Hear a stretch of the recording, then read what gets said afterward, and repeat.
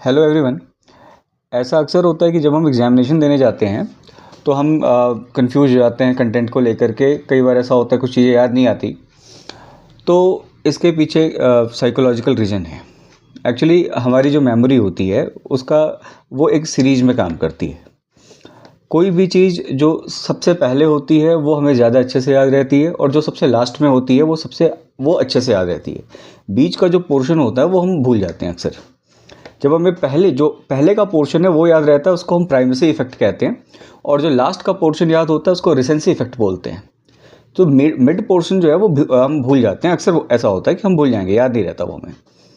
तो जब भी आप एग्जामिनेशन के लिए जाएं, जब भी एग्ज़ाम है, आप तैयारी कर रहे हैं, फाइनल स्टेज में तैयारी है आपकी और रिवीजन कर रहे हैं आप, तो नोट्स पढ़ें, बुक पढ़ें, जो भी पढ़ रहे हैं आप, उसमें आपको करना क्या है कि आपको ज़्यादा समय बीच के कंटेंट पे देना है।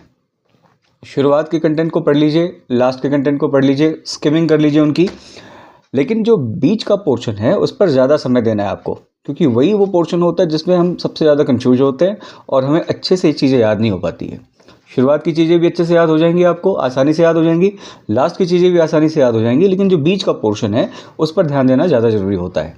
तो अपनी तैयारी का लगभग 70 to 80% जो टाइम है वो कंटेंट के बीच का पोर्शन, जो नोट्स पढ़ रहे हैं आप या जो बुक पढ़ रहे हैं उसमें जो बीच में आया है, जो टर्म, जो सारे कंटेंट है वो बीच में जो आ रहे हैं, उसको उस पर ज़्यादा फोकस करना चाहिए, जिससे क्या होगा कि आपकी मेमोरी उनको अच्छे से रिटेन कर पाएगी और कन्फ्यूजन का स्टेट नहीं बनेगा एग्जामिनेशन हॉल में। Thank you.